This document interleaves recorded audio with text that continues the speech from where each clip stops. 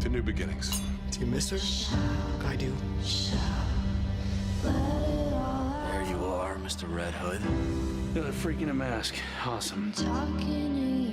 Now's the time to make a move on the kid. Dr. Dolmacher. This is Bruce Wayne. I need immediate help.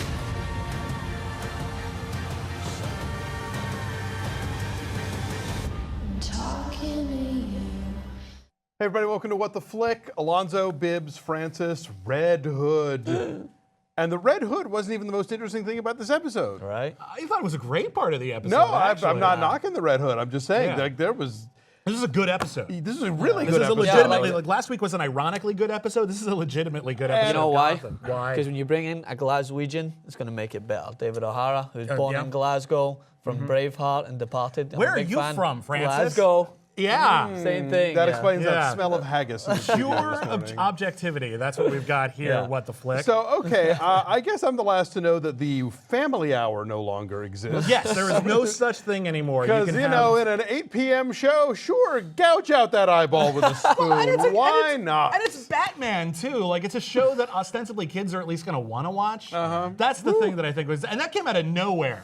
That was like right in the middle of the episode. That wasn't even like the cliffhanger. Yeah. It's just like, oh yeah, well we're gonna totally fuck you, Fish Mooney. We're gonna steal your eyes. Well, ha ha! And he just gouges at her eye. Close up of the eye as she steps on it. That was hot. Yeah. Fish Mooney went from being my least favorite character on the show to being one of my I'm favorite just going to characters. say, what does she have to do to earn your respect, Bibbs? For Christ's sake. You're right. I'll tell you, not since the Well, season... gouge out her eye. That's not, what she has yeah, to do. apparently. Not Yeah. since the season finale of Hannibal have I been so, while watching television. It was really, really great. But Yeah. I think that we just had to unpack everything sort of separately. I want to start with the Red Hood because I actually thought, as like a pure pulp story, like almost like a really good issue of like Will Eisner's The Spirit. I was going to say, it's like a spirit story. Right, totally, doesn't it feel yeah. a little bit? So like everyone just keeps the mask keeps trading off, and it builds like this legend of the mask. And that actually is, and I know a lot of people think, oh, the Red Hood, that's where the Joker came from. The Yeah. Red Hood was something that had been passed along from person to person, Yeah. even before the Joker got to. And it was good that... It's a great idea. Because in the comic book, it's like the Red Hood comes as a result of Batman, and more often than not. Like Batman comes, the Red Hood is then formed in a way to try and attempt to fight against Batman. But so they have to have a storyline to kind of have it come up without Batman being involved. And I did like the aspect of it being finally like a very... I've got the Bane sense of like the movie where Bane is fighting to try and give money back to the poor, rich versus the poor. I thought that was a good storyline. Like people were actually going into the banks to wait for the robbery to happen so they could get some paychecks, and Gordon's like, Well, if this especially goes- since the gang has no real noble intentions of doing so. It's just it becomes a way to sort of distract the cops, and now they're kind of stuck with it as their shtick, you know. Yeah. And then they start getting off on it too. Like that whole bit was just as a simple done in one standalone story. You know, oftentimes I find that the actual like investigation is like one of the worst parts of any episode of Gotham. This one, it was actually really fun, although there were 2 instances where I feel like Gotham has like no respect for the audience's intelligence when it comes to cop dramas. Yeah. Like Gordon goes into the bank and sees a security camera and thinks to himself, maybe they have security footage, as if they wouldn't. And then there's my favorite part is when In a Gordon... bank? My favorite part is when Gordon and Bullock they treat like really basic detective work as if they're geniuses. Like, oh, we should get a sketch artist in here. No, wait, we've got all these mugshots. Then we use the mugshots to do a lineup. We're smart. Like, that's the basic stuff. Yeah. I got a very like comedic feel though to it as well. Yeah. Like the way it was they were changing the Red Hood characters. One, you've got this kind of Joker-esque guy who likes to be the center of attention. Then you've got the little guy who can't even climb up on the podium to try and get himself across. That was fun. So yeah, it was like they were using it was good because they were using the Red Hood to each kind of be a character that they didn't think they could be. You know what I mean? So one was using it to be the Robin Hood style guy, everyone can back in behind him. Then the other one was using it as a way to be the leader. And then in the final character, he was using it to be charismatic, right? To do something that he didn't think he could do. Using it to be big. He was nobody, and now he's somebody because he's the Red Hood. And really, that kind of cuts to the heart of what a lot of the Batman mythos, at least later on, we're at the origin stages of it now. That's what a lot of it is. A lot of it is about status. A lot of it is about the legend that you create for yourself. What as happens Batman when you put or on a villains. mask. Yeah, exactly. So that's how Gotham evolves. Yeah. From a place where, you know, we're at sort of like with the Penguin now, which is fine and interesting, just kind of straight up mafia shtick, Yeah. to the point where everyone needs a shtick Yeah. of their own. Yeah. And it's great. The Penguin subplot I thought was actually kind of cool, actually, just in a sort of banal aspect of like the criminal mechanics. the mechanics of it. Butch is actually kind of an interesting character again. I thought Butch was supposed to be trained though. Like I don't understand the quick switch back. I think he's trained, but he's not like hypnotized. I think that's they made the it idea. seem that way in the last episode. When you tell someone to dance and they dance, you ultimately think they're he hypnotized. could have told him to dance. I'm still not sure about this one. Like, I don't know if it's the kind of thing where I'm watching. It's like when when you watch Focus that came out this week. It's sort of like, does the movie think this is a real thing, or is the movie unfurling a con in front of me that will later tell me we're gonna find out fake, that Butch isn't as hypnotized as he sounds. So I'm just sort of watching all that at a distance, waiting to see how that really plays out. The way it works, I liked how they justified Butch's even just motivation for actually wanting to help. I put my heart and fucking soul into this club. I want this club to succeed, even if Fish isn't even here. Yeah. Right. I thought that was actually, I believed it. I actually believed the motivation on Gotham. I was really hoping when Barbara told Selina and Kyle she was beautiful, that we were gonna get like a montage of them all trying on clothes and like skipping down the street. Selina would come out of like a room wearing like this totally inappropriate dress that's like, oh, you're not gonna wear that outside. But then Ivy and Barbara are going, yay, and holding up signs that say like 7.5. Like I was really hoping for that, and then it went in a slightly different direction. I thought that was kind of okay. I don't know. To me, it just kind of was like, is this because she's a lesbian that she's all creeped out about it, or is the fact that she's paying attention to her at all? Like, traditionally, I think Ivy is actually considered lesbian, although I don't know if that's coded or. But Barbara is. Oh, Barbara. Remember bisexual. Oh yeah, because she's actually. Sorry, I was thinking about. I thought you were talking about Selina. No. Okay. So Selina was. It seemed like whenever Barbara was trying to reach out to Selina, like, oh, you're so pretty, you should wear. There was a whole kind of like, don't touch me, lesbian. I didn't get where that was coming from. I didn't pick up on that aspect of it. I just thought she needs a gal pal right now because she's completely isolated and alone. No. I get where Barbara's coming from, but I guess Selina's first, her go-to is. Well, I mean, you also saw that pointed look she had at that Barbara's alcoholic beverage at 9 in the morning. Oh well, yeah. Just like I don't trust anything you Breakfast say. of champions. You may be rich, but you're not a role model for me. That kind of thing, which paid off in a decent little speech. Sure. So, I thought she had. Did any of us see the turn coming when Alfred's friend would turn on him and be part of? Did you see it coming? Leading, so actually, you know what I thought they were gonna do, and it's just the kind of bad shit I thought Gotham would have gone for. Because there's a part when they're all having drinks and they're telling their Jaws stories about their scars.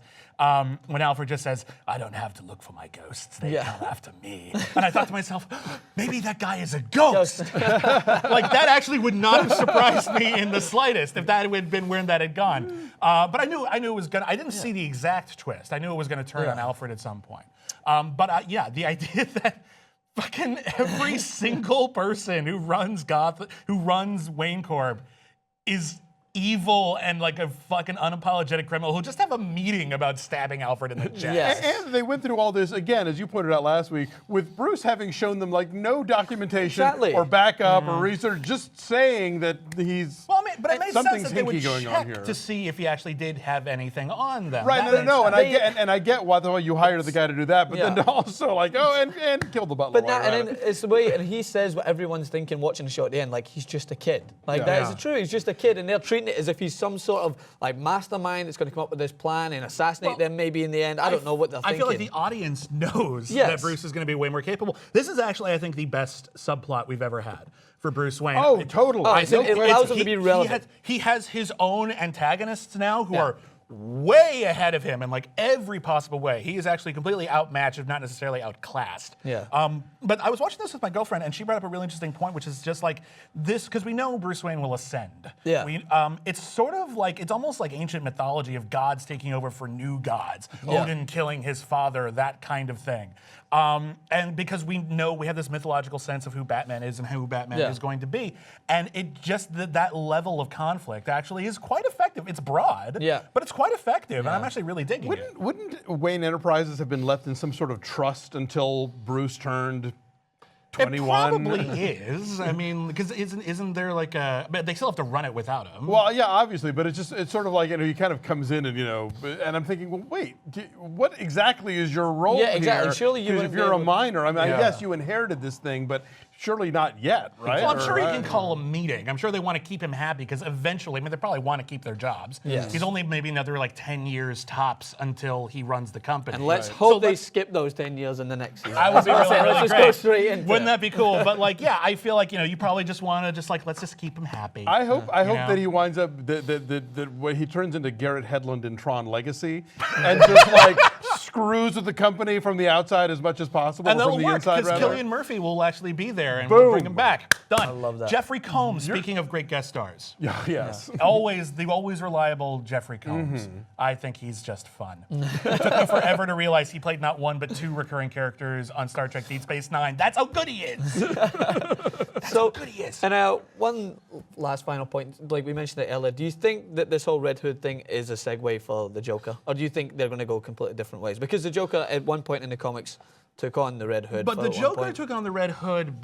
If the Joker is the guy we met last, Yeah, that's last another week, thing. People are saying that that might not be him. I Well, thought it was dead set. They Come didn't. on. They didn't flat out say it. He know. didn't become the Joker, so there's at least some room for doubt. But no, I think that's probably where they're going. And if that's where they're going, then it's not really doing the Killing Joke because the whole plot of the Killing Joke is that the Joker was just a shitty stand-up comic, Yeah. not unlike the stand-up comic we saw this week. And I think they Right. sort of played with the idea maybe if we give him a little bit more attention, people will think that's going to be the Joker. And this is Yeah. the second shitty stand-up comic That's that she's true. given us, actually. So Right. red herrings everywhere. Red herrings everywhere. But like, the whole thing with the Red Hood was that he just needed to make money to take care of his pregnant wife because his stand-up career was going nowhere. Yeah. And then Batman, thinking the Red Hood was like some major supervillain, beat the living hell out of him and Yeah. dropped him into a vat of chemicals. Yeah, so I remember- that's and I saw not. his face So on they the- got it. They have to go in a different direction because that's just that part isn't set up. That Yeah. part doesn't function. But now, isn't this one of those DC things where there's like a million different Red Yeah. Hood Yes, backstories? exactly. Because the first one, the one I know of is like the '50s version when Batman's teaching that criminology class, and it's like the case I never solved, and it's the Red Hood actually looks like a siren, like it's this plastic thing with mirrors in it that Yeah. has no face. and, Yeah, you know. well, no, they've done that Yeah. too. And matter of fact, Jason Todd actually became the Red Hood Right, after right. he was resurrected because Superboy Prime punched a wall. DC Comics is fucking weird, and we should sort of take it. We should just sort of cherry pick the parts we want, which is what they're doing. So on this Gotham. version is going to be whatever the hell they want it to be, This just is like what- every other version What? is ever what they This is want the it to be. kick-ass version. They just took kick-ass's I mask gotta and tell just you put it though, on. I think this is the best version of the Red Hood since Alan Moore touched it. I really, really do. This is just a really, really great story. It was Yeah. well played, and I hope we haven't seen the last of it. Absolutely. I'm trying to think if there's anything else, but the one other thing we need to talk about, the best line of dialogue in the movie is when what was your favorite person's name? David O'Hara. David O'Hara is saying, "I missed your ugly mug," and he's miss carrying a mug, and I always thought to myself, he just go, Yeah. How you doing? Did you guys have any issues? Did you It's guys? such a weird moment. Do you have any issues understanding him at all? Because I know he commonly No, he was plays speaking Irish and English. Scottish. I know, but people out there are weird with Scottish accents, and sometimes Sorry, what? No, I actually watched the show with the closed captioning on, so He's- No, because I I'm don't- old. I hate it when that happens, though. Like, I saw a movie, unfortunately it's embargo, but I saw a movie that's coming out very, very recently where people are speaking in, just another accent, Scottish, South African, one of those. Yeah. And they're subtitled. And I can understand literally every word they're saying. Yeah. What idiot But have ears you seen Trainspotting though? I was That's going to why. say, I when have. I can understand it. I can Trainspotting's probably understand trained Trainspotting, you. but when Neil Jordan's The Butcher Boy came out on DVD, I was like, thank God, subtitles. Yeah, no, So they did that with Mean Machine, too. Mean with Machine, Jones. what- It was well, actually a fun and- movie, but and, I didn't need the subtitles. I understood what they were saying. You're speaking English. Ken Yeah. Loach's Riff Raff has subtitles, but again, Never I saw that one. think purely deserved Yeah. for American ears that are dumb. Anyway, so more of this next week with the Yes. title that I love. Next week's episode is called "Everyone Has a Cobblepot." I don't know what that means. I hope it's dirty. but we're gonna find out.